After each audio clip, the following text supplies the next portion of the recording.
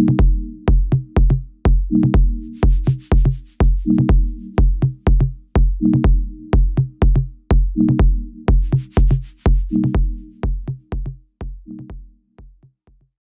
I would like to take this opportunity to thank Holly M. Gong. She is a training fellow with the African Wildlife Economy Institute for sourcing me out to speak to you about this particular topic.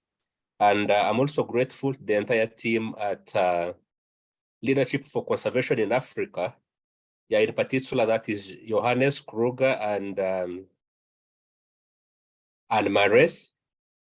And I'm also pleased to have Matt Zasper moderate this particular presentation or today's talk. Then I'm really privileged to be part of the Unlocking Nature series. And I would really like to appreciate each one of you and the brains behind this initiative, as well as the Share Screen Africa, for educating us and the entire world about nature conservation. Thank you. So my today's topic is about, can man and wildlife coexist? And I will be speaking to success stories of crop protection interventions from Kibale National Park, which is found in Midwestern Uganda, and Bwindi Impenetrable National Park, which is found in the southwestern part of Uganda, that is close to DRC, Burundi, and Rwanda. Yes, it had been introduced ably, and maybe just to echo. Yeah, I have a PhD in natural resource management, that is conservation science. And I graduated in 2022, together with a Master of Science in Environmental Health, 2012, and a BSc in Wildlife Management Sciences, all from Kumba University, Uganda. And here in Uganda, I work as a senior lecturer of conservation studies and tourism at Kumba University, which is located in Entebbe, Central Uganda. And I do some part-time research fellowship work at the African Wildlife Economy Institute at the Stellenbosch University in South Africa. Yes, I'm also a visiting research fellow at the University of Pretoria Mammal Research Institute. And I'd say the human-wildlife conflict mitigation at Global Sustainable Futures Network in England. And I'm also proud to be an ambassador for People for Nature-Based Solutions with the United Nations Environment Program and the Partnership for Environment and Disaster Risk Reduction. So I don't want to speak so much to this since I've already been introduced, and I would propose that we delve into the gist of today's talk. Yes, I would like to introduce now, I would like actually to welcome you to Uganda and take you to Kibale National Park, which happens to be one of the 10 national parks found in Uganda and actually close to my home village in Chenzozo. So this national park is about 785 square kilometers, and it borders about 5 districts here in Uganda. And it is popularly known for primate tourism. A lot of researchers and conservation enthusiasts come to this particular protected area, which is home to 13 primates. And it is actually one of the few protected areas in the world which has the highest concentration when it comes to population density in terms of primates per square kilometer. Yeah, I had already mentioned that the protected area is about 785 square kilometers, located in Western Uganda, and it shares borders with the Kabarole, Kamwenge, Chenzozo, Kasese, Bunyangabu districts. Then the park was gazetted in 1994 as a national park or a protected area here in Uganda. I had already mentioned that it is popular for primate tourism, having even some of the endangered species such as chimpanzees. Then chimpanzee tracking and primate viewing of the different certain species, like I had mentioned, is one of the most popular activities.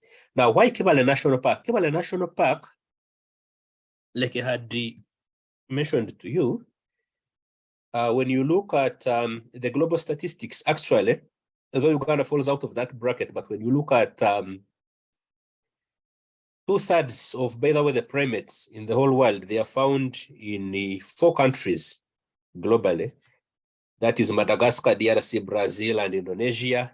But I also chose to speak about Kibale, which has the highest concentration here in Uganda. The reason for this case study, and I will also later be speaking to Bwindi Impenetrable National Park. So when you see in this picture here, this is one of my field work, which I was doing actually in 2012, and this was an apes study. We are trying to look at how man can coexist with the apes, and I will be talking about these in details. Next slide.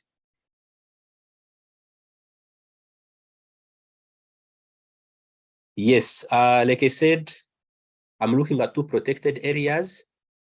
The Bwindi Impenetrable National Park, which is found in the southwestern part of the country. As you can see on the map, this is close to Rwanda, Burundi, and the DRC, is a very critical habitat for wildlife here in East Africa. And actually in the whole world, this is one of the few national parks where you find the endangered mountain gorillas. So this is the location of the park, and like I said, it is a World Heritage Site because of harboring these endangered mountain gorillas, and it also has the highest concentration of some endemic plant species in the thousands here in East Africa. Just a few brief facts about the Bwindi Impenetrable National Park and the mountain gorillas. As you can see, those of you who have not seen mountain gorillas before, I'm inviting you to Uganda. Come and trek the mountain gorillas. So these are the mountain gorillas on our right. And Bwindi Impenetrable National Park, which was gazetted in 1991 as a World Heritage Site, covers about 32,000 hectares. It is inhabited by 459 mountain gorillas. And this very protected area has about 160 species of trees, then over 100 species of ferns. And the main activity, like I had mentioned earlier, is gorilla tracking. So if you are a non-East African, you might have to part around with about $700 to acquire a gorilla permit from the Uganda Wildlife Authority to track the gorillas. And if you are an East African, that is if you are a resident of Uganda, Kenya, Tanzania, South Sudan, DRC, Burundi, and Rwanda, you only have to part away with $70 to go and track gorillas. It is a fascinating activity, and within Bwindi Impenetrable National Park, this activity is done in 4 sectors. That is in Ruhija, Rushaga, Buhoma, and Inkuringo. Can man and wildlife coexist, especially around protected areas? I would like to introduce to you, I would like to bring you quickly to the fact that actually across Africa, and maybe say particularly here in East Africa, most of our main economic activities revolve around agriculture. So here in Uganda, agriculture contributes about over 80% to meet the socio-economic needs of the people. And when you look at these 2 pictures, the main challenge here is that why I came up with this topic, you realize that people who border the protected areas, and this in the particular case, this is Kibale National Park, are farmers. Some are subsistence farmers, and some are commercial farmers.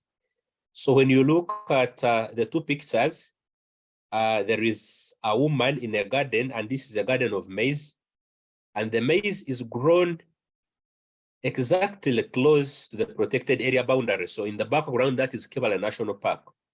So since Kibale National Park harbors quite a number of species in terms of primates, and actually 6 of these are reported to damage most of the crops grown by farmers. It is a challenge which farmers who border protected areas will have to interface quite often, and the need for protected area authorities, in this case, the Uganda Wildlife Authority, which manages national parks, to come up with interventions which can help farmers avoid damage to their crops. The basis for the topic. When you see on the first image on your left, I'm standing close to a maize garden. And this is part of my study, which I was doing actually in 2017, trying to find out the effect of wildlife crop damage on some of the crops grown by farmers. There is a trench behind me, if you can see, that is an elephant trench. Though this particular trench, as you can see, it is not well maintained. So when these trenches are not maintained, at some point, it facilitates the crossing of elephants from the forest, as you can see, to move into crop gardens.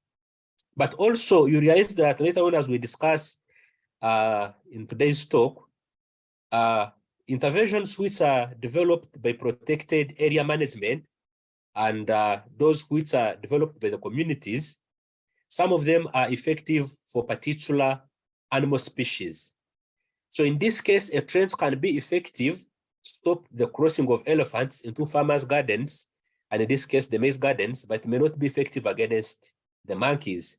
So later on, as we shall be seeing, farmers also come up with their own interventions to ensure that they protect their crops from damage by some of these crop damaging species. As a result, I tried actually to highlight a few damages incurred by farmers. You can see this is a banana bunch, which was lost to some primates.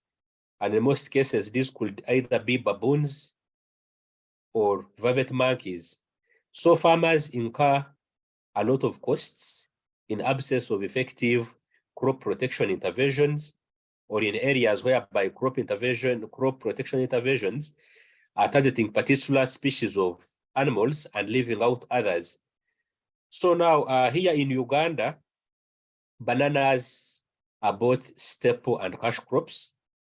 So realize that when farmers lose their bunches of bananas, like as you can see in the picture here, this really affects their livelihoods in terms of both nutritional and food security. So the need for crop protection interventions is dire, both from community. Farming practices can also influence the nature and intensity of crop damage by wildlife. Now, as you can see in this particular picture, a woman is owning a tomato garden at the edge of Kibale National Park. Obviously, when you grow tomatoes close by the protected area where you see the loose red soils, these soils are from a trench. And like I said, in this case, a trench will be effective against elephants, but it will not help this farmer from protecting her garden from other crop damaging species, especially primates. And like I have told you earlier in the background, since Kibale Harbour has quite a number of primates, and 6 out of the 13 are reported to damage crops, so such farmers are vulnerable to lose their crops. Animals such as monkeys, though the protected areas put in an effort like to put up a trench, but a trench is only effective against some animals like elephants and maybe buffaloes and wild pigs. But this farm is vulnerable to her tomato garden being damaged by other wildlife, such as primates. So here you'll find that, as we discussed, there is also a need to educate farmers on which crops to grow, as we shall be. Now, what interventions have been put in place by protected area management authorities, and in this case, Kibale National Park? And like I said, can man coexist with wildlife? In this case, whereby Uganda Wildlife Authority, through actually the Kibale National Park management, where they have dug elephant trenches, farmers do not experience any form of damage to their crops. Because as you can see, the design of this elephant trench, it is designed in a way that it is 3 meters deep and 2 meters wide. So these trends, when it is well maintained, like the one you are seeing in this picture I took it in 2019, when these trends are well maintained, they help farmers a great deal to avoid losing their crops to some animals, such as elephants, such as buffaloes, such as wild pigs. Those animals cannot cross at these particular points. So where the trenches have been well maintained by the protected area through paying communities participate in cleaning up of these trenches, farmers are not experiencing crop damage. Yes, as we move to the next slide, maybe this also speaks to we can move to the next slide. Yeah, this speaks to one of our attendees from Kenya, that is Francis Legay. So here in Uganda, where the trenches have been well maintained, like in the next picture, where you put routine maintenance is critical for these particular trenches, you realize that farmers are happy and they are not losing any of their crops, some of these major ungulates, which could easily cross. So when you look at this picture, how do the trenches become ineffective, protect especially farmers' crops from damage by animals such as elephants and buffaloes? The trenches will become ineffective if they are not well maintained. And as you can see in this picture, we are trying to pick coordinates with the ranger from the ecological monitoring. And you can see the elephants did some backfilling, okay? They did some backfilling. So when the elephants push back the soils, they can easily cross from the forest, which is in the foreground, to the farmers' gardens. But like I said, on our right, this is a well-maintained trench, and these trenches, if they are well-maintained periodically, they will do a great deal in helping farmers to avoid loss of their. What lessons do we learn from inefficiency of trenches? Now, as we shall be seeing, where the trenches cannot be dug or where the trenches cannot be maintained, there are other interventions. But in these two pictures, the first picture, I'm trying to show you that when the trenches are not well maintained, animals such as elephants can easily push back the soil into the trench and they cross into farmers' gardens. But also in the next picture on our right, you see that there is a road network where the vehicle is parked, but the trench moves on the upper side of the road and the lower side of the road. This is in Kasese district at a place called Kakoga. And in this particular area, you can see it is difficult to dig a trench across the road. So what happens here, the Uganda Wildlife Authority will have to put in place sometimes deterrent boards, or they put kind of a water guard, whereby rangers are stationed here to stop animals, especially elephants and buffaloes, from crossing the road to join or to move into the farmers' gardens. So you can see this is how sometimes the trenches become ineffective, but there is always a solution for any ineffectiveness. Next slide. Yes, apart from the digging of trenches, which we have so far talked about, there are other interventions which are put in place here in Uganda. And still here we are speaking to Kibale National Park. So here in Uganda, farmers grow a crop known as tea. Tea is regarded as a buffer crop, and buffer crops are those plants which are not palatable to wildlife, yet some of these plants form a low conflict barrier. Like you can see here, this is a vast expanse of a tea plantation, and in the background, that is Kibale National Park. So it is very difficult for the elephants to cross from the forest through the tea plantation and move into farmers' gardens. So tea acts as a buffer crop between the protected area or the Kibale forest, which is part of the protected area, and it buffers for the damage which would have been occasioned by the elephants. Still, this is Kibale National Park, and as you can see, this is a tea plantation belonging to one of the companies, and that is Resort Commodities. So tea is a very effective crop against the crop depredating species such as the elephants and the other species such as chimpanzees and buffaloes. Next slide. Yes, these are some of the findings from one of my previous studies conducted about the effectiveness of some of the buffer crops. And as you can see here, we are having T. The first column is the buffer crop grown by farmers, and the next column is on the responses. Then the other three columns are ranking the effectiveness of particular buffer crops. So as you can see, T was ranked as very effective by most of those farmers who grew it and tea growing companies. Then we also have coffee, which is Coffea species. That is also effective against most of the primates. Since coffee is not wholly damaged by the wildlife, then we're having other crops which are grown by farmers, such as simsim, that is Sesame indicum, and this is fairly effective against some particular species of animals that we shall be elaborating. Then we're also having the growing of cotton as a buffer crop that is also not damaged by the wildlife. And also in this particular study, I also found out a novel buffer crop, which is called cat or Cathe edulis. And this was ranked both very effective and fairly effective against actually all species of animals, because most of these crops are not palatable to wildlife, or they are not sweet to be fed on by most of the wildlife species. Next slide. Yes, this is the third intervention. We have so far talked about the elephant fences. We have talked about some of the buffer crops, and now we are having beehive fences. What are beehive fences? Now, beehive fences, these are, as you can see in, let me start with the second picture, the modern beehive fences.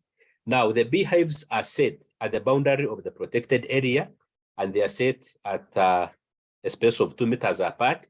Then a wire is passed across the beehive fences. Now, when the beehives have been fully colonized by the bees, when the elephants attempt to cross from the protected area into farmers' gardens, in most cases, they will shake that wire. So when they shake the wire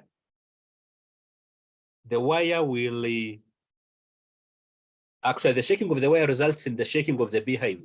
So the bees will automatically move out of their hives. So it has been found in most studies that bees act actually as good repellents for the elephants, in a way that when the bee enters maybe an elephant trunk, it will bring a lot of discomfort, or even if it stings these elephants, it brings a lot of discomfort to the elephants. So instead of crossing over, they will definitely run back to the protected area. So what happens here, where farmers have not been fully empowered to set up beehive fences, like the modern beehive fences, farmers are also having, or they do set up the traditional beehive fences, which are made out of forest fiber and other resins, and these are also weaved around. Then when the farmers finish weaving this particular kind of basket, instead of looking for wood maybe to make the walls of the beehive, they will smear it with cow dung, and both of these are equally effective against stopping elephants from crossing from the forest to the crop gardens. Now, the beehive fence lines are majorly put at points where the trenches cannot be dug. And in this first image, which you see, this is a boggy or swampy area. Here, you cannot dig a trench. It will easily get clogged, or since the area is swampy, it can easily be submerged by water. It becomes flooded. So beehive fences come in handy, complement the trenches and other interventions. This is another intervention, and this is around Bwindi Impenetrable National Park, whereby Bwindi Impenetrable National Park, like I told you, it is a home to mountain gorillas. And here in Uganda, we have the biggest actually in terms of population of the mountain gorillas. Then now around Bwindi Impenetrable National Park, this is one of the interventions which I chose, which is very effective against the forest elephants and baboons. So this chain link is set up at particular crossing points where elephants easily cross and where also baboons easily cross. So these are some of the chain links in like a parish called in Tungamo around Bwindi Impenetrable National Park. And in the second picture, this is a chain link in Mataka village. So chain links also comes in as another intervention, though quite expensive, to help farmers salvage their produce, especially by protecting their gardens from forest elephants in Bwindi Impenetrable National Park, and other animals such as baboons and bush pigs. So these chain links have been found to be very effective, like I had earlier mentioned, to protect crop farmers from damage by elephants and baboons and wild pigs straying from the Bwindi Impenetrable National Park. Yes, next slide. We are now moving into community-led interventions. And this is still, this is an elephant deterrent board. And remember I told you, like, where there are road intersection points, you cannot dig a trench across the road. So what happens in this case, who can come up with this type of intervention, such as an elephant deterrent board? So elephants are very curious animals. The moment they realize or see this kind of setup, they will know maybe this is a trap which has been laid for them. So eventually, when they realize these elephant deterrent boards have been set across roads or road intersection points, they don't cross into farmers' gardens. And this is an elephant deterrent board set at Kanyawara in Kibale National Park. Next slide. Yes, now, apart from protected area initiated interventions, communities also complement these protected area-led interventions to enhance crop protection. Now, this is a watch-over tower, and you can see a watch-over tower, just some pieces of tree branches, can I say, which are woven around a tree or a raised point. This is a natural tree. So farmers tend to make these kind of watch-over towers, so they will climb on top of the watch-over towers, keep watch of any animals that could cross into their gardens. So assuming like there are baboons which are crossing from a protected area into the gardens, the farmers would easily see these animals from this watch-over tower. Then sometimes they sound plastics, or maybe they sound some, how can I call them? They sound drums or make noise, and these animals run back into the protected area. So this is a watch-over tower around Kibale National Park. Next slide.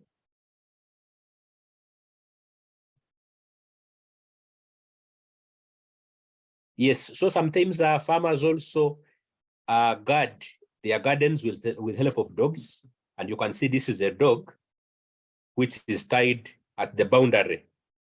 Though this is a eucalyptus plantation, but beyond the eucalyptus plantation, there are some crops such as bananas.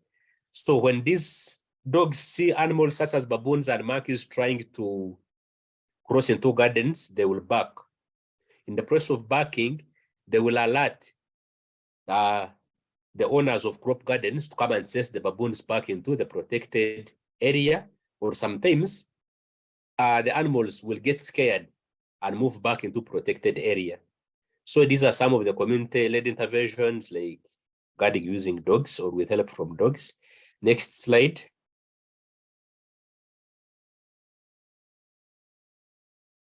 Yes, this is a guard house. So guard house are temporary shelters, okay? These are temporary shelters which are also constructed by farmers to protect their crops. So the moment they see animals maybe advancing into their gardens, they can make alarms, or sometimes they can even inform protected area authorities in the nearby ranger post to come and shoot animals back into the protected area. So this is a guard house. These are temporary structures. And this was one of our field work actually in Kibale. We are trying to map out some of these community-led interventions. Then this is around still Bwindi. And in Uganda, there are animals which we call vermin or problem animals. So farmers are supported by protected area authorities, or sometimes through their own initiatives, they set what we call baboon live traps. So this is a trap, and at the moment it is open, they will try to put inside maybe like yellow bananas to entice animals like baboons. So these baboon live traps are set in community gardens or outside the protected area. Since here in Uganda, we have some wildlife outside the protected area, and baboons are considered as vermin. So the moment these baboons are trapped inside these structures, which we are calling baboon live traps, the community is allowed to kill them. So what is the strategy here? The strategy here is that baboons live in groups, what we call troops. So the moment you trap the troop leader and you kill it, this can help farmers salvage like a whole crop growing season, because the baboons will have now to have to first go, so that the baboons will have to first go back and organize themselves to elect another leader who would lead the troop. So these interventions have proved to be very effective in disorganizing crop raiding patterns of animals such as baboons. We have talked about the several interventions, from beehive fences, fences, and others. Now, some of these interventions, such as beehive fences, serve other purposes. For example, you can see in the first picture, from the very beehives which have been used to make beehive fences, farmers or community members are able to gather honey from these beehives. And in our picture on the right, you can see a happy farmer who is testing actually a honeycomb. And like I was telling you, when you process the honey, which is from these beehive fences, which have been used to stop elephants from crossing into farmers' gardens, a litre of processed honey costs about $7.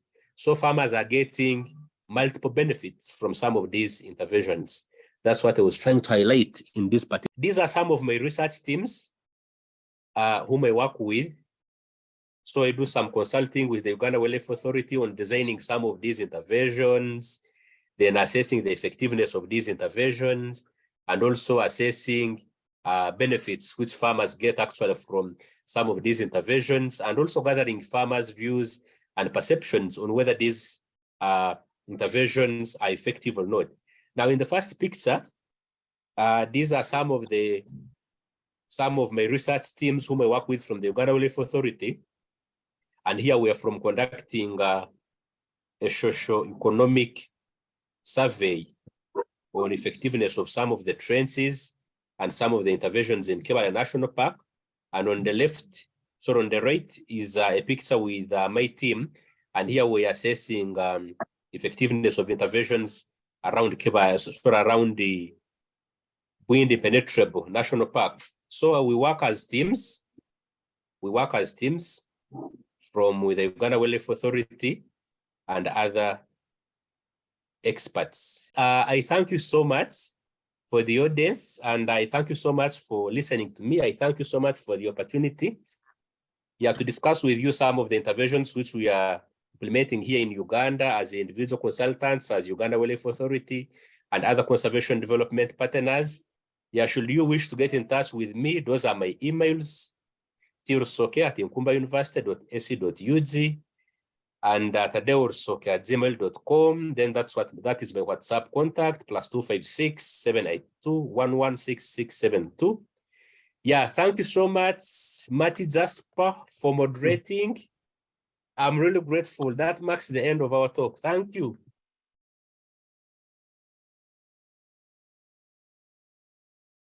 It's now time for our Q&A tonight. As Tom Tochterman already indicated, you can use the reaction tools at the bottom of the screen, or you can write in the chat. I see there's already a whole bunch of comments and questions in the chat, so we'll get to all of them. Since Tom's hand was up first, I'm going to allow him to go ahead and ask his question. Please go ahead. Very good.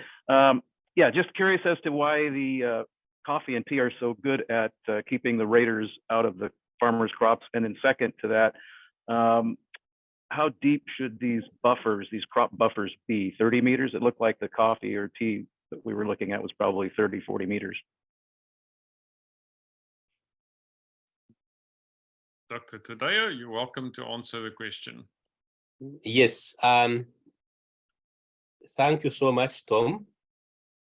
Now, actually, there is a whole model about the effectiveness of buffer crops, which is called the buffer crop farmers model that they developed in 2017 to 2020. So it is so scientific. I didn't want to be so scientific, but maybe to shed some more light. Now, buffer crops, they are crops which are not palatable or they are not sweet to wild animals. The wild animals cannot feed on them at all. Okay, so buffer crops are planted on the side or on the land that belongs to the community. Sometimes these are planted by tea growing companies. If it is tea, it is planted by tea growing companies. And if it is communities, communities choose particular buffer crops depending on their choices and preferences and also availability of market. So there are quite a number of crops. You find that these crops are not eaten at all or damaged by wildlife, or they are partially damaged by the wild animals. So now the choice of the buffer crop will depend on individual farmers' capacity. For example, the growing of tea. Very few farmers are growing tea because you talked about how big should these be. Because tea is a perennial crop, and for you to benefit from tea growing, you must have sizable pieces of land. So most of the tea is grown by tea growing companies, which grow it actually in thousands of hectares, if I must say. But also farmers, they can grow tea like on maybe 5 acres, 10 acres. And now the concept of tea, for example, animals such as elephants cannot cross through the tea bush, what we call the tea bush or the tea plantation. It is thick.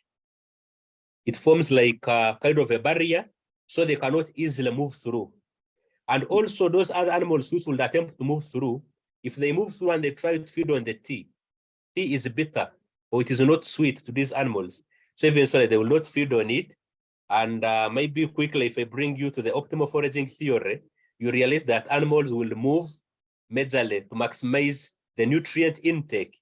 So as they move and they find the crops are not palatable, then definitely they will abandon that journey and choose a different area. The different area or the alternative area in most cases will be the protected area, where they can find some of the crops which are, some of the plants which are palatable to them. Then the other question, I think you asked about the trends. Did you ask about the elephant trends? How deep?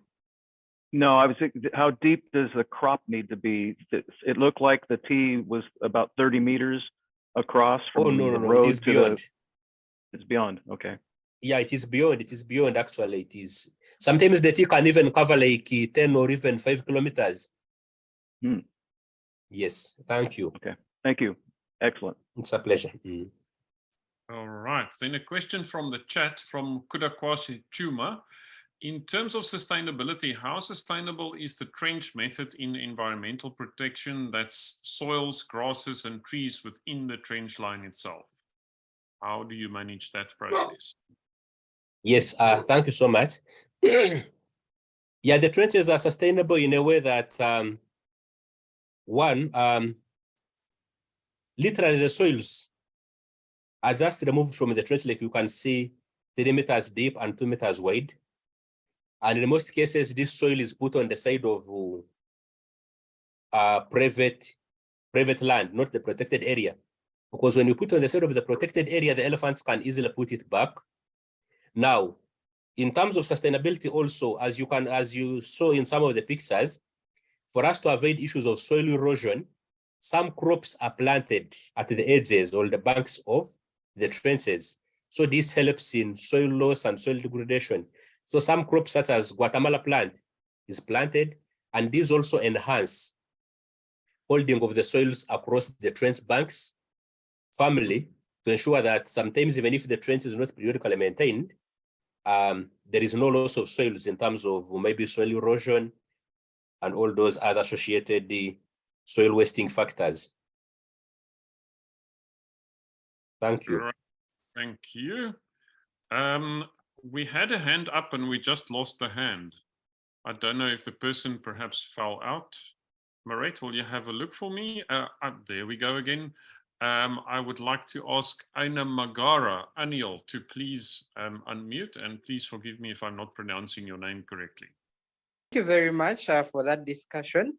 Thank you for the discussion and those solutions. My question, let me drag you to, you are discussing about the herbivores, and let me drag you to the carnivores, because one of the major challenges as we have as a country, as Uganda, the declining land population. And one of the biggest problems is human wildlife conflicts, whereby lions are poisoned. If you remember very well, a family of 8 lions was poisoned in 2018. And the major problem being lions crossing to the local communities for an easy meal, which are usually the goats, the cows, and our lion population is not increasing. Are there some of the solutions you've found out in your research with interacting with the communities and the other people that can save our lion population and the other carnivores? Thank you very much, Doctor. Yes, thank you so much, Anwar. Yeah, but you realize that today's topic was basically focused on crop protection. And you actually come from Uganda. Around Kibale National Park, actually almost 70% of the animals in that park feed on crops, or they are not carnivorous. A small population which is carnivorous, like the civets and others, those ones do not feed on crops. So the main challenge actually around Kibale, why I was talking to Tracer and the lake, is that most of the farmers grow crops and the crops are damaged by herbivorous species. However, coming to your issue of carnivorous species of wildlife, would like to bring you to speed that around Queen Elizabeth National Park, where we are having most of our communities keeping livestock, sheep, goats, and cattle. This is where we're having issues of lion poisoning. And there are many interventions which are being put in cross by the World Bank through the Uganda Wildlife Authority. Actually, interventions supported by the World Bank through the Uganda Wildlife Authority. And the most effective, I think, of these is the electric fences. So we're having a lot of electric fences being set around Queen Elizabeth National Park and Murchison Falls, and also solar lights, the blinking solar lights which farmers put around their corrals, okay, or animal bombers at night. So these blinking lights keep away the carnivorous species such as elephants and leopards from attacking their livestock. Yeah, but for this particular one, it was about crops. And as you know, Kibale is surrounded by crop farmers. The major challenge is herbivorous species. Then also, actually, I don't think there are any lions recorded in Kibale National Park. Same thing for Bwindi. Here we are basically having herbivorous species and primates. Thank you, Anwar. Thanks, Dr. Taddeo. Anil, what we will do from the Unlocking Nature side is that we will perhaps approach an expert on that topic to talk on another night. So please keep an eye on this. We will address that topic. Dr. Ogilvie and the students, the TUT students on their field trip. If you've got a question, please go ahead.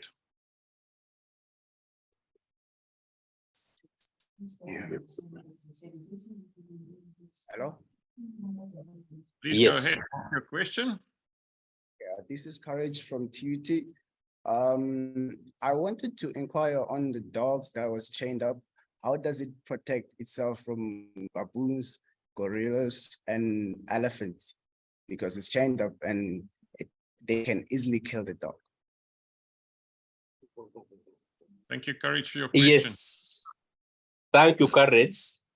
Yeah, and I'm pleased to have some good audience from TUT. Yeah, thank you for coming through. Yeah, but in most cases, actually, where the dogs are tied, the owners of the dogs are always nearby. Okay? Yeah, they are always nearby. So in case of an attack, they come to the dog's rescue. And what you're saying is actually correct.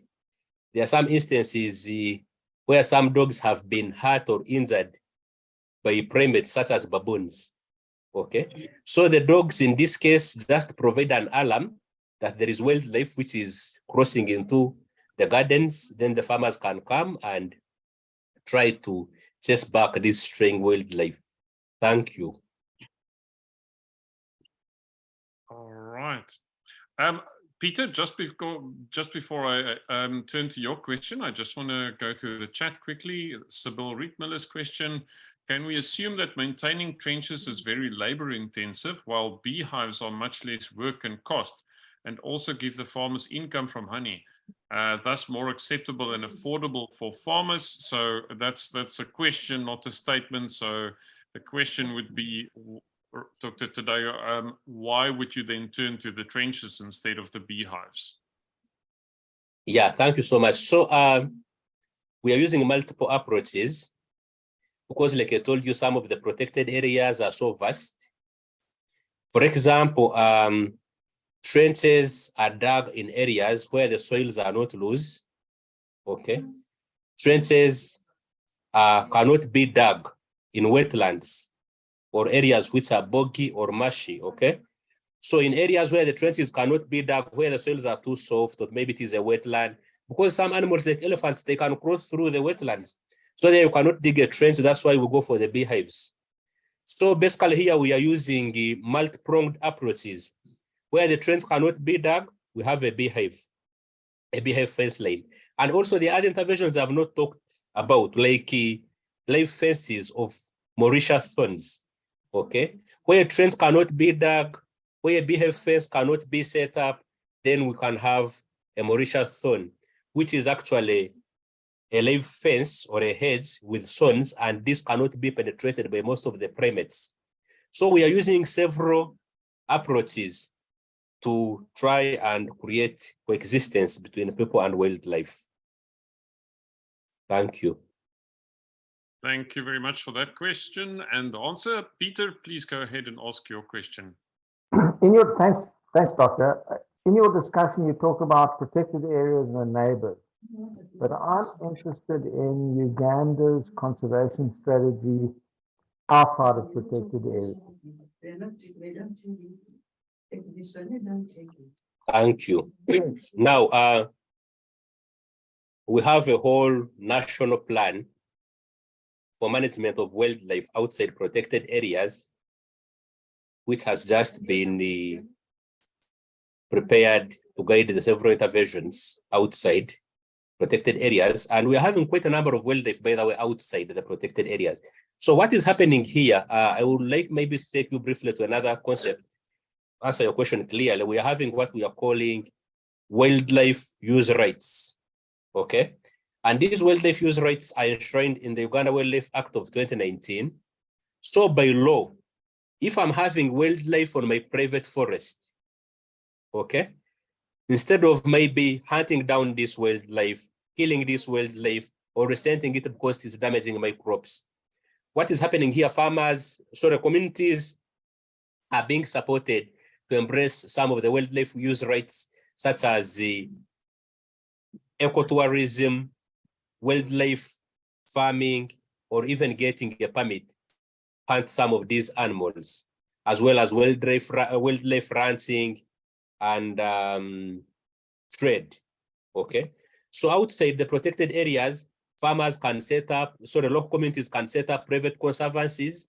So if I'm a farmer and I'm having a forest in my neighborhood, and maybe I'm having monkeys which are quite often damaging my crops, I can be supported to turn my private forest into an ecotourism center. Okay, so these are some of the strategies we are having, but we're having a whole strategy for wildlife management outside protected areas. So communities are finding alternative options on how to live with wildlife on their private land or private property. I could share with you the strategy if you come through by email. I could share with you the strategy as you see what the country is trying to do. Thank you. Thank you, Peter.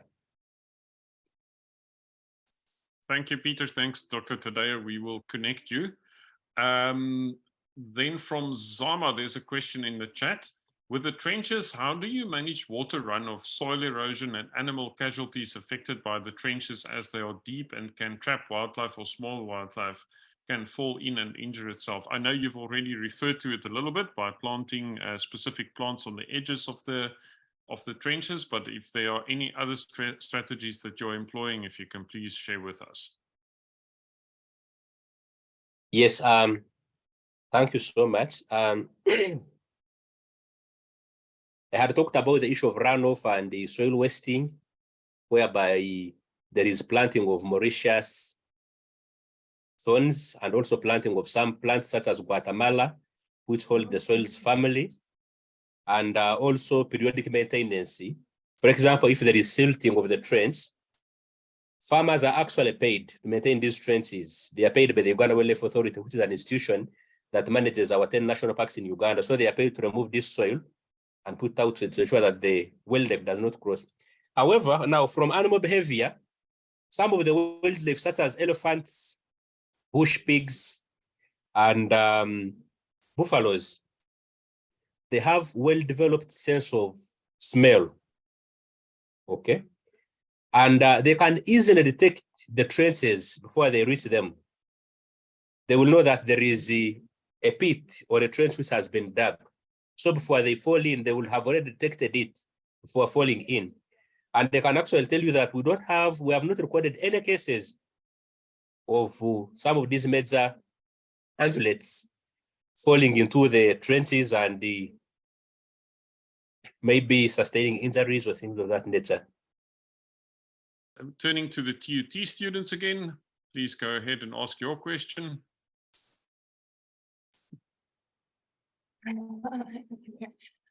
Dr. Taddeo, it's Bianca from TUT. I had a question that was answered about game falling into the trenches, but I also want to ask, don't you ever have problems with poachers using the trenches to catch game?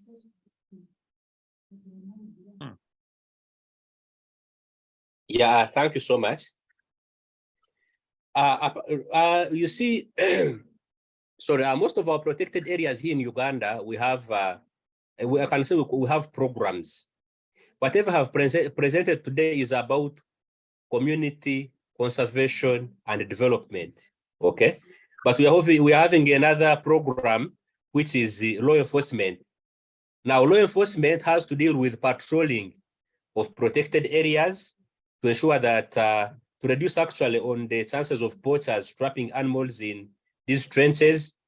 And from actually the previous presentation by Magistrate Gladys Kamasanyu, I think she must have talked about this. So we have even a very strong law in the sense that if you are caught inside the protected area, the penalties are really deterrent enough. So we are having a whole department under the Uganda Wildlife Authority, which is in charge of patrolling protected areas, using even some advanced technology, such as SMART, the spatial monitoring and reporting tool. These help to relay real-time data and also the setting up of camera traps within forests, okay? So all this information, sometimes if it is relayed to the cloud, they can see their poachers in this area, maybe trying to allay animals. So there are several departments and there is a whole department in charge of trying to mitigate for such cases of poachers using the trenches to allay and trap animals. Thank you. Thank you, Dr. Taddeo. It's a pleasure. Thank you for the answer.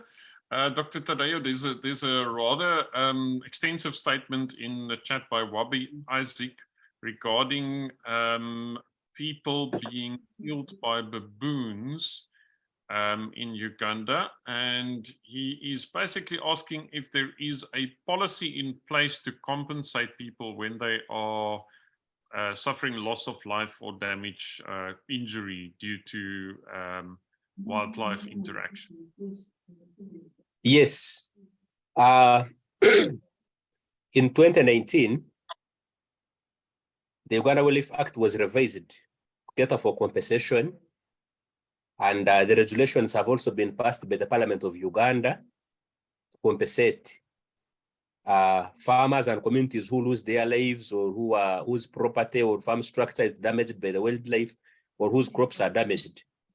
And the recent case actually is the compensation of some parents from a district in Midwestern Uganda whose child was injured and one was killed by chimpanzees. That is outside the protected area in Bugoma, Central Forest Reserve.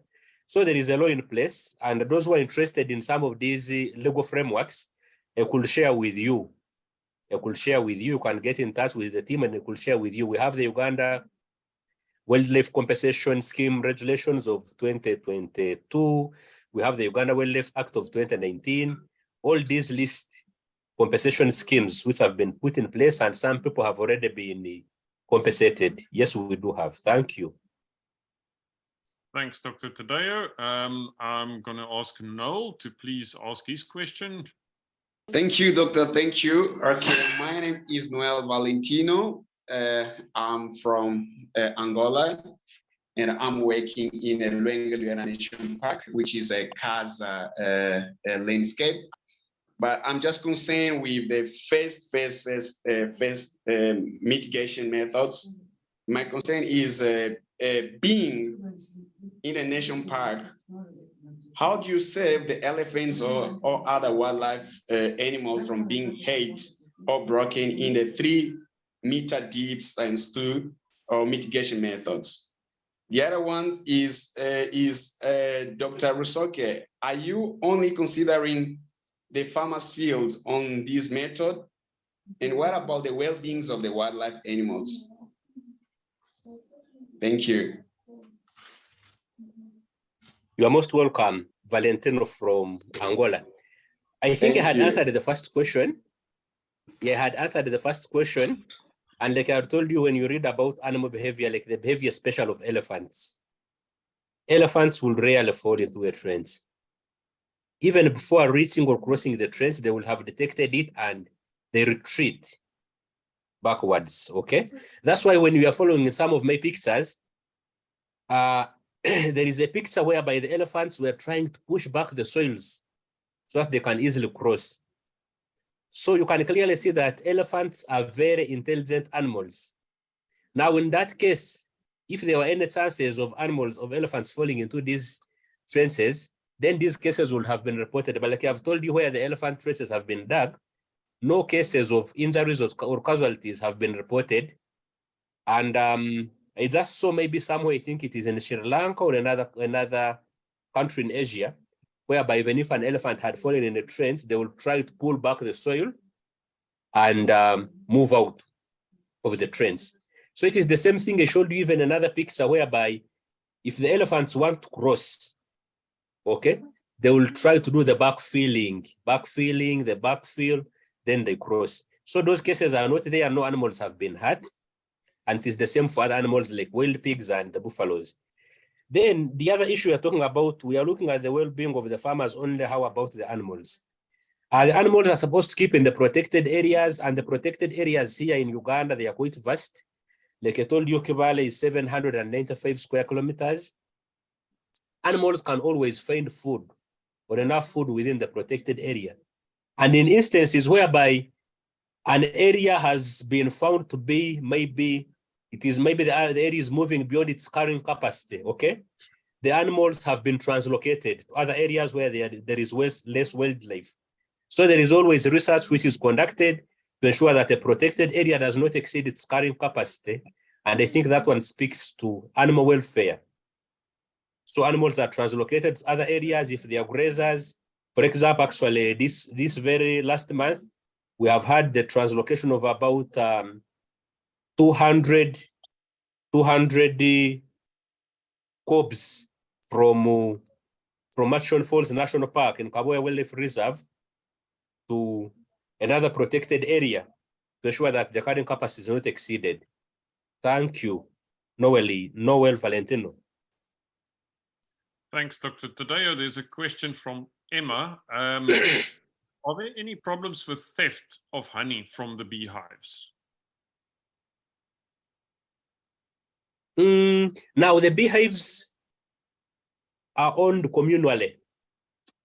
And the beehives, actually, maybe what I should also mention is that all these interventions are made or put at the protected area edge in a village that neighbors the park boundary. All the members from this village in most cases benefit from all these interventions.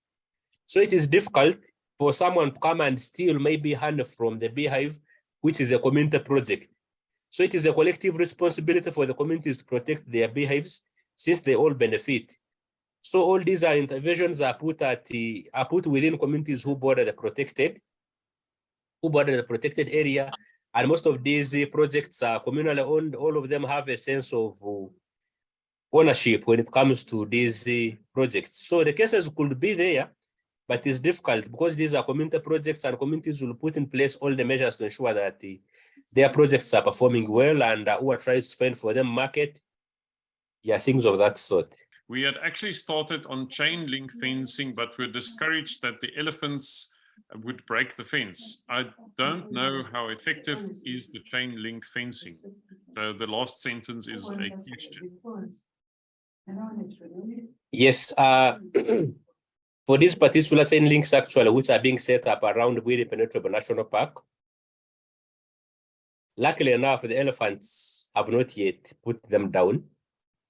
Yeah, the fences are still strong, and they are doing the intended purpose for which they were erected. So the only challenge actually, animals will, like I told you, animals will most times avoid where these interventions have been set, because one, they think they are either traps set by poachers, okay, from their own intuition, so they will avoid approaching these. Actually, the issue of trenches, the people who will be breaking the trenches in this case actually will be the poachers, not the animals. In most cases, it is the poachers.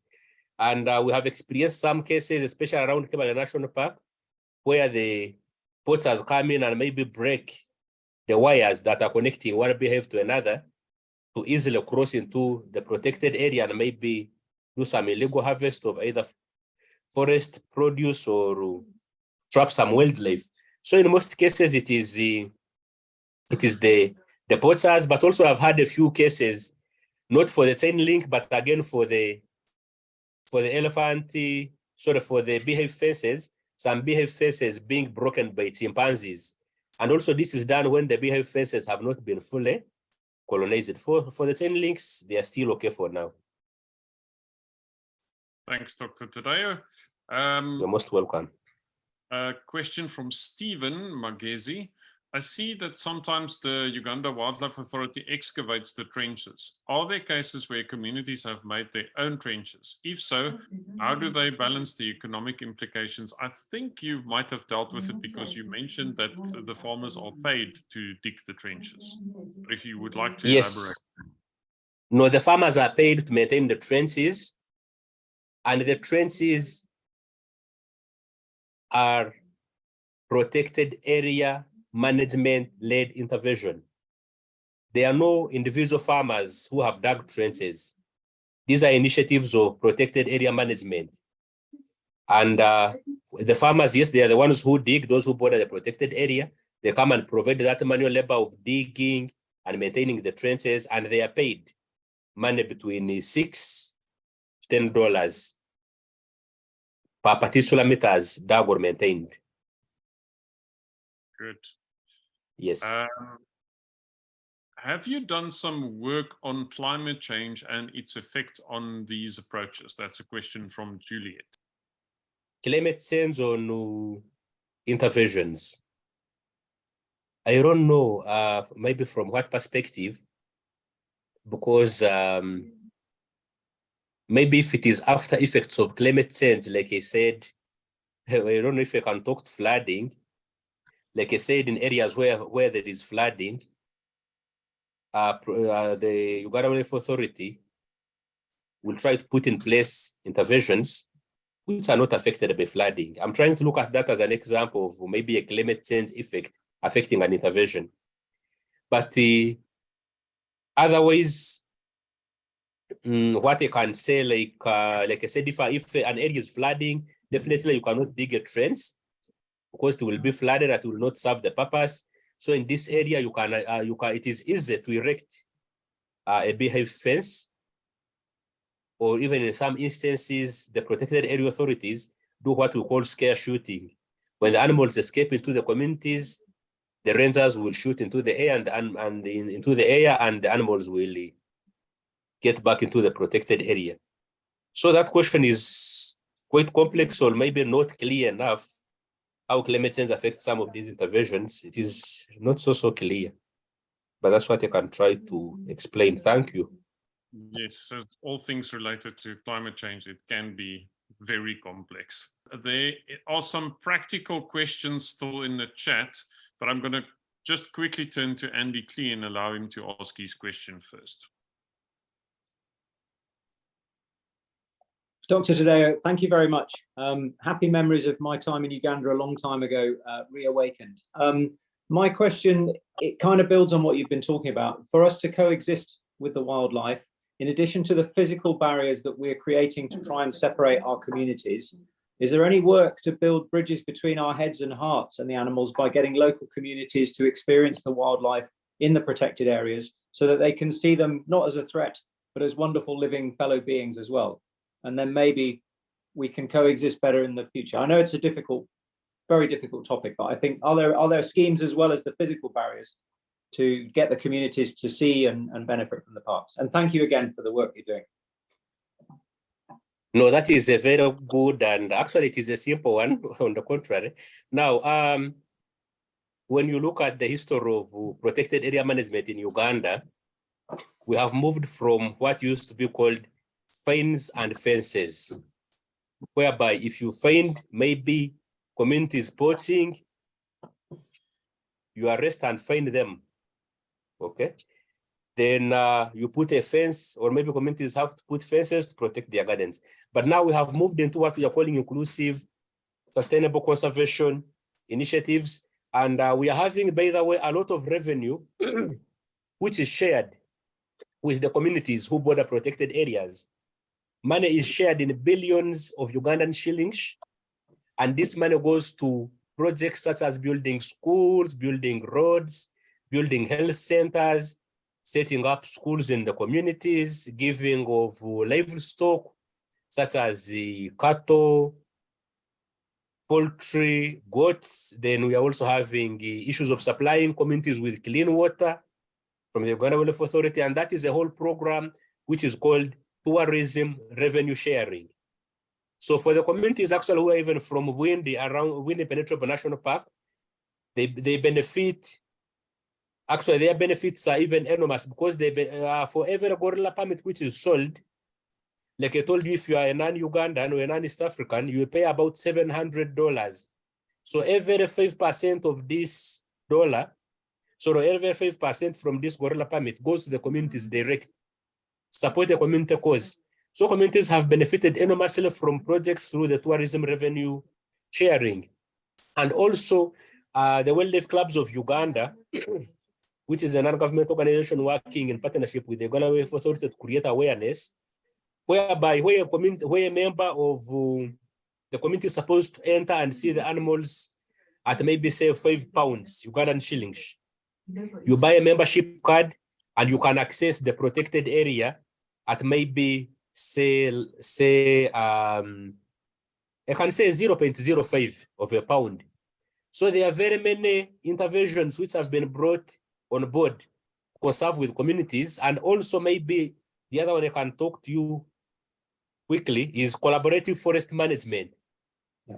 Okay, especially outside protected areas. We are having an institution called National Forest Authority, which is working with communities participating in collaborative forest management, whereby communities are allocated a compartment of a forest, set up their beehives purely for commercial purposes. All the proceeds go to the communities.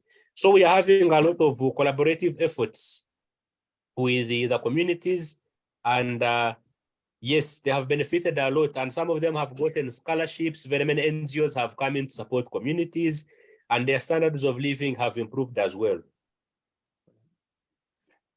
Thank you. Thank you. Francis, would you please, I see your hand is up in the chat. If you could please ask your question. Francis, if you're available, please ask your question. My question goes to the Daktari. Actually, here in Kenya, especially in Amboseli region, we've been faced with a lot of challenges on elephant behavior. We have been trying to put up fences, shorter fences, electric fences, but the elephants are very much clever. It's actually it's an issue, and it's an issue now to know which way are going to go. But I like what the Daktari said about the trenches and the beehive fences, because we have been trying all along to support the community in terms of scaring elephant away from their farms. But what I'm seeing is the other method that might work is the beehive fences. But I don't know what's the distance between one beehive to another, because you might say, we might come up with beehives, yes, but what is the distance between one beehive and the other? And two, the other question is the trenches. Who prepares the trenches? Is it the community themselves are being employed to dig those 2 meters wide trench by 3 meters? Or is it the government of Uganda does the job and then now the community maintains? Because here we have tried, Big Life Foundation have tried to put up the fences, the electric fences, and we tried to negotiate with the community to do maintenance work on the fence, but it really can't work. It made us now to go back into our pocket, into the donor funding money, to have the maintenance work being maintained by the organization. Because to rely upon the community is a problem, because most of this community are poor enough to maintain that fence. So I don't know how it works in Uganda. Who dig the trenches? And yes, I heard that the doctor said it's the community who are being paid to maintain. But at the first place, is it the government started digging that big trench? Or is the community? And the other thing is about the life of this other wildlife, especially the buffaloes and the giraffe here, especially in Kenya, a lot of giraffes are found here. What if that trench became an issue to them? Who will face the consequences? Is it the government? Because the poachers might, I know that topic will come up on the side of poaching, as the doctor said. People might tend to scare away, drive away the wildlife into the big trench. Will it not be a big loss?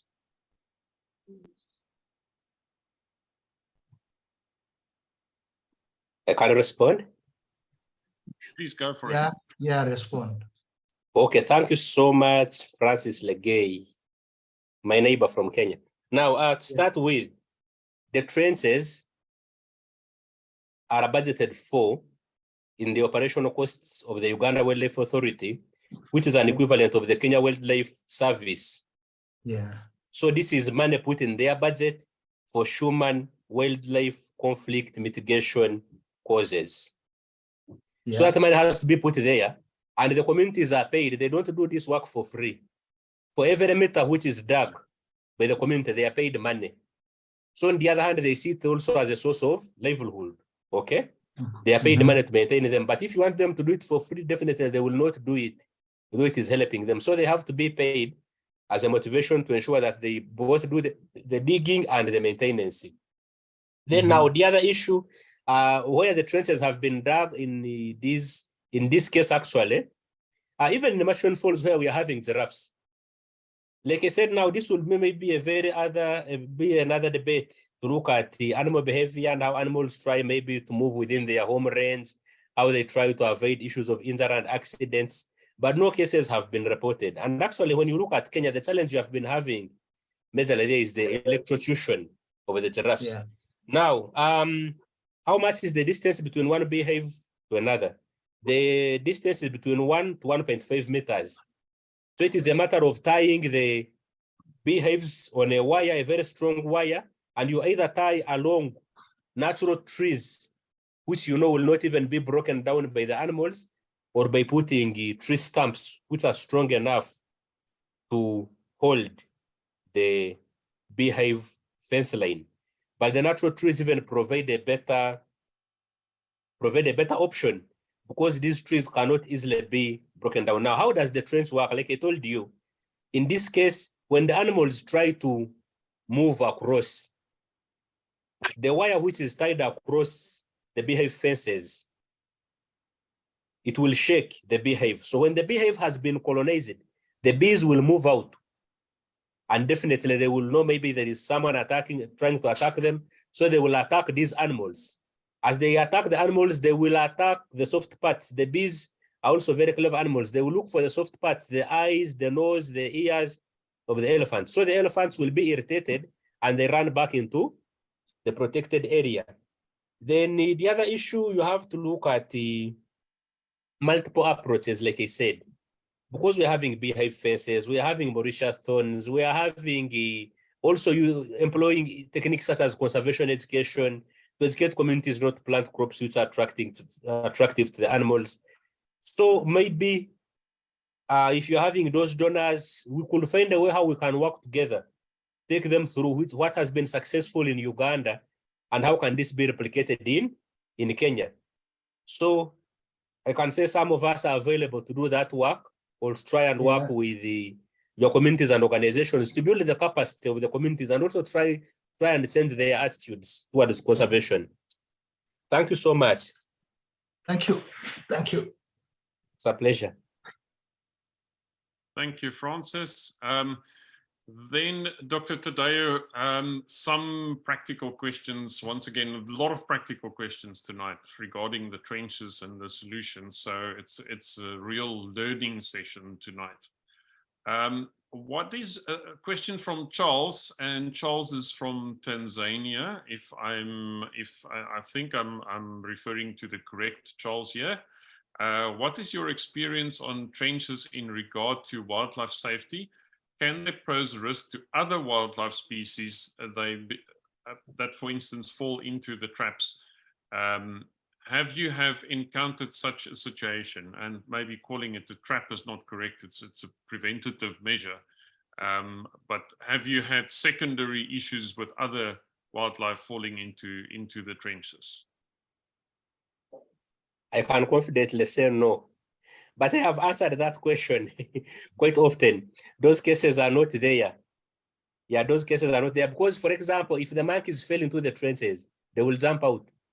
That's why I was telling you, like you saw the woman who is growing tomatoes by the forest edge. There is a trench in the middle, but she's growing tomatoes. The tomatoes will continue to entice the monkeys to cross over. So they will just jump over the trench. Then small animals such as maybe rodents and others, they will move maybe up to the edge of the trench. And most times at the edge of the trench, maybe it is a wetland, they will disappear in that area. Even the same thing for other animals, maybe which could have fallen in and have not been discovered by the Wildlife Authority. They can move up to where maybe the trench ends and they continue to the forest.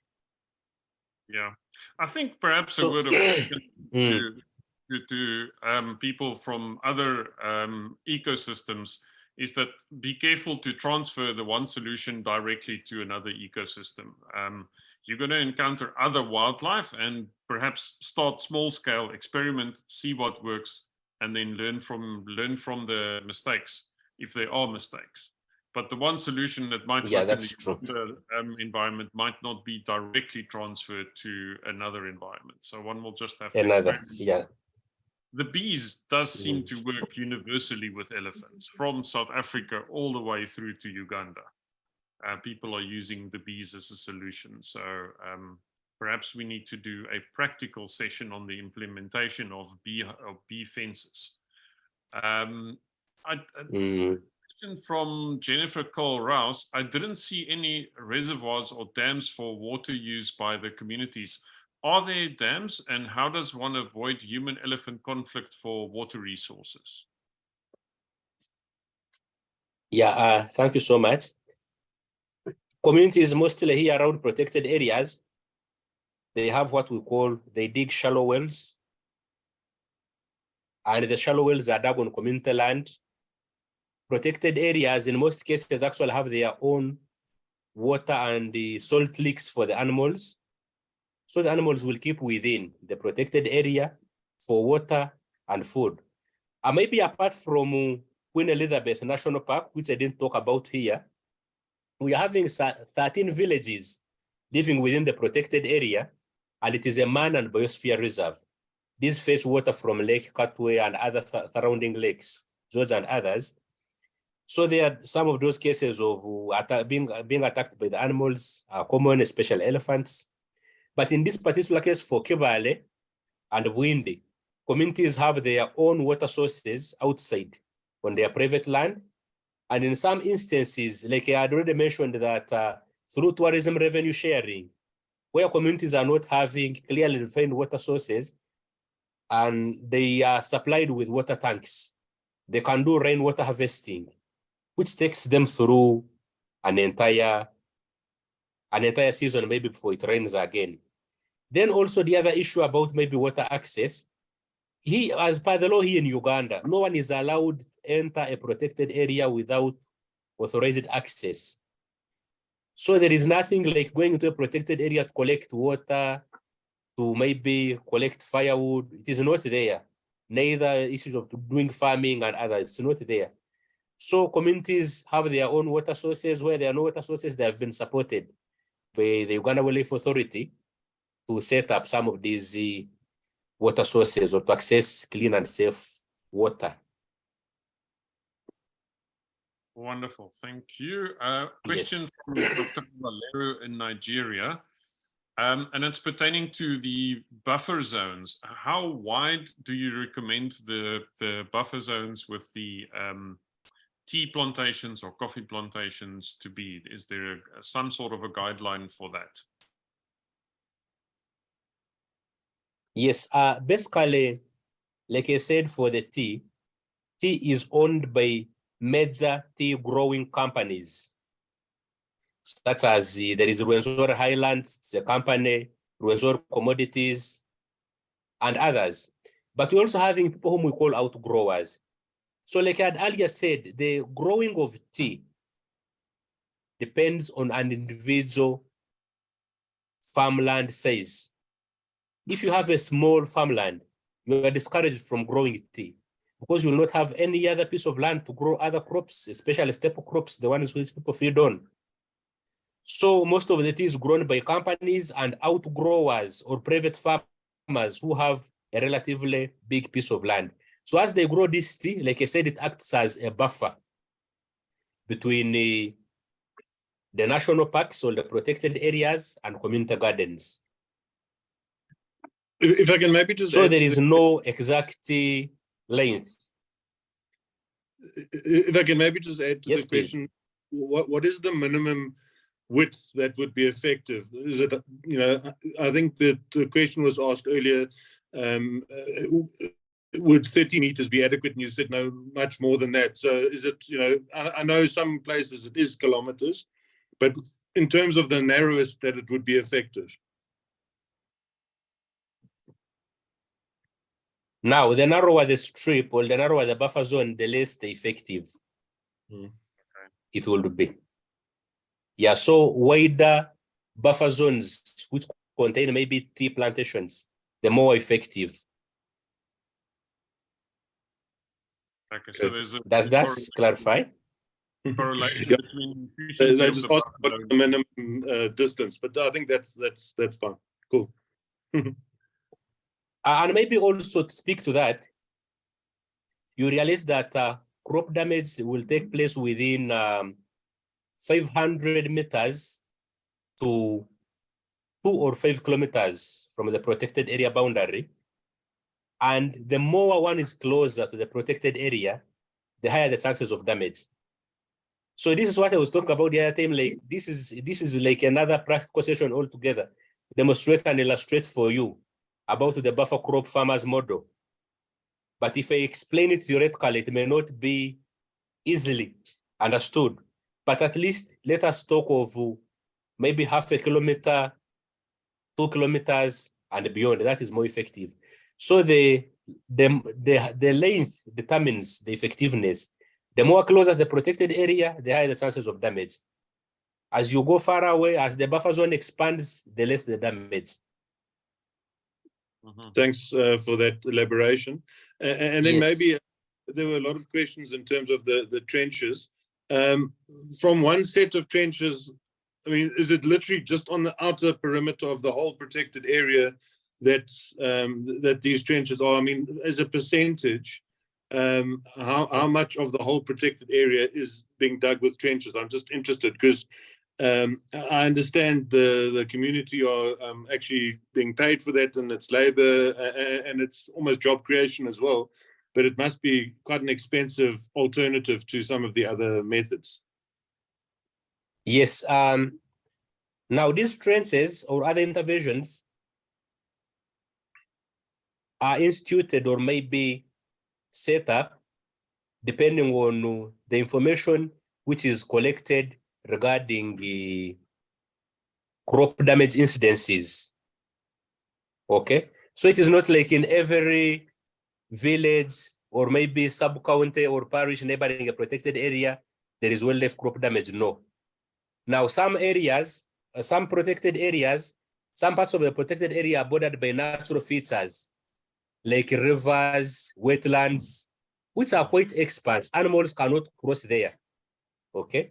And also some areas are more habited by human beings, or they are more urban, a lot of urban settlement, and the like animals also avoid such areas. So these trenches are only dug in areas where people are growing crops close to the protected areas. So in some areas, there are no interventions at all, and communities are not experiencing any form of wildlife damage. No, thank you. I think that helps explain the sort of how often the trenches are occurring. It's helped me. Thank you. You're welcome. So Dr. Olalera also asked whether the bees can actually be dangerous to any animals. The point is that they are mildly dangerous to the elephants in the sense that they are irritating, but can they pose any threat of life to any animals? No, they don't actually kill. They just irritate the elephants to move back. They don't actually kill, and there are no instances whereby animals have been killed by these by the bees. They just irritate them to run back to the protected area. Then I think a final question from Roderick Moyo in the chat.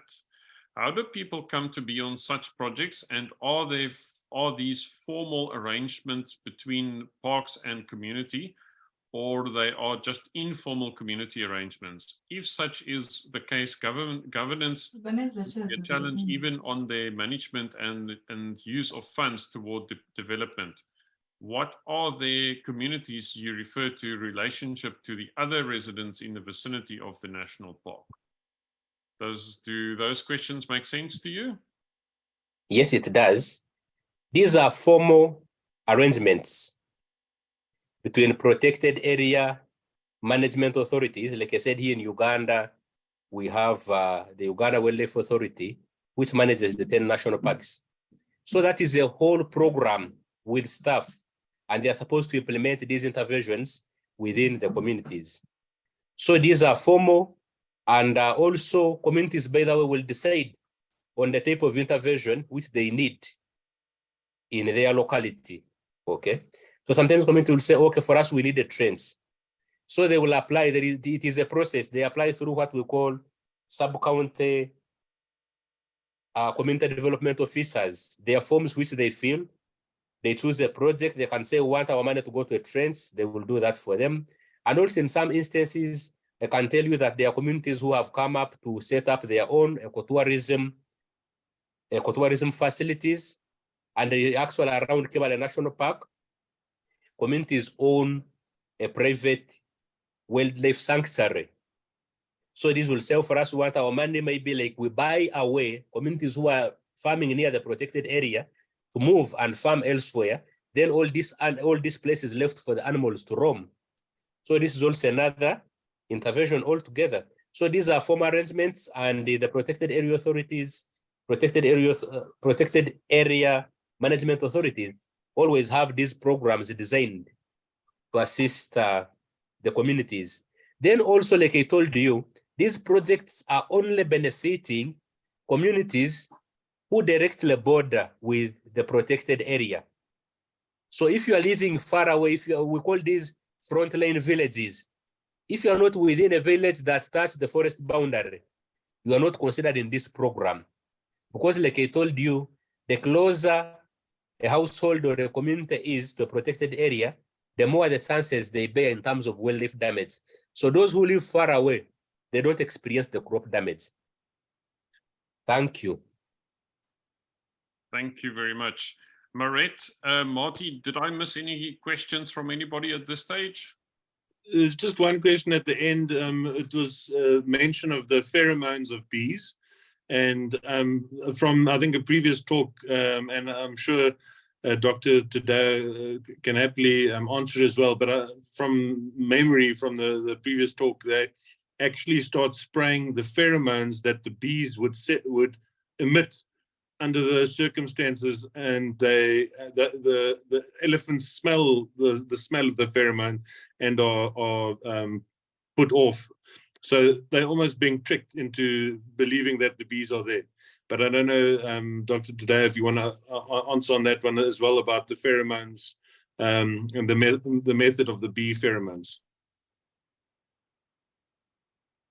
Well, I have not done some research about that. But for us, in most cases here, the beehives have to be colonized, the bees have to be there. Well, I will need also to find out about that. Thank you. Sure. Mm. Francis, I just want to mention that there's an NGO called Elephants Alive, whom we've worked with before. A lady that heads up the NGO is called Dr. Michelle Henley, and she would be able to advise you in detail on the bee fences.